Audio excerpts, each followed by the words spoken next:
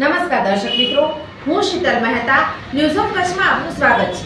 આજે તારીખ 20 જાન્યુઆરી 2024। જોઈએ આજના સમાચાર। Power by KC jewellers, latest fashion ડિઝાઇનના ઓર્નામેન્ટ્સનો વિશ્વાસપાત્ર showroom, hospital road, Bhuj. News of Kutch power by opal electronics, LG best shop, Vijaynagar road, Bhuj, Rambagh road, Adipur. સુરતમાં 724 સ્કૂલોના કેટલાક શિક્ષકો ગુટલી મારતા ઝડપાયા। કચ્છમાં પણ વ્યાપક તપાસની જરૂર।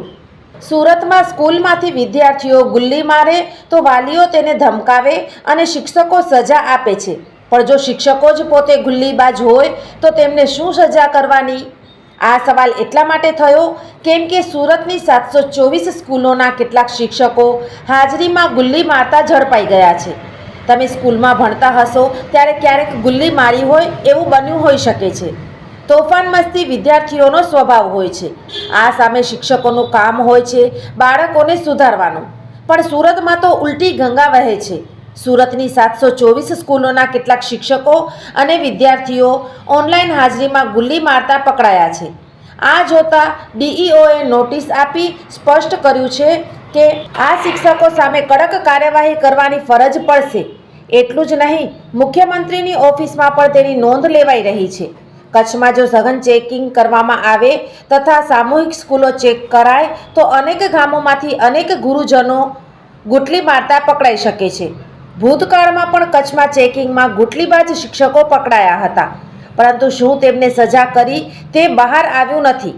પ્રાથમિક શિક્ષણ વિભાગમાં કચ્છમાં શિક્ષકોની ગટ વચ્ચે ગુટલીબાજ શિક્ષકોને પકડે તો પણ કચ્છના શિક્ષણ માટે રાહતરૂપ બની શકે, આશાનું કિરણ બની શકે।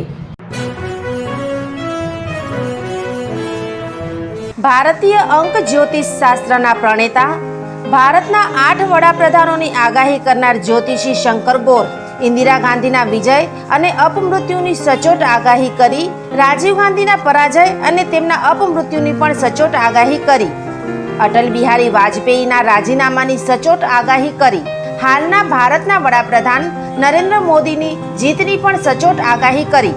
વર્ષ 2012માં પણ નરેન્દ્ર મોદી માટે આગાહી કરી છે કે મોદીજી જીતની હેટ્રિક કરશે અને 2024માં પણ ચૂંટણી જીતશે।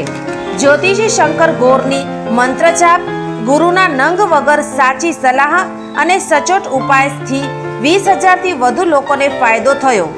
ઘર બેઠા સલાહ મેળવો। Mobile number 9909602928। ટીના હાઉસ, છઠ્ઠી બારી ring road, Bhanji street, Bhuj, Kutch. દર્શક મિત્રો, આ હતા આજના સમાચાર। આવતીકાલે ફરી મળીશું, ત્યાં સુધી મને રજા આપશો। નમસ્કાર।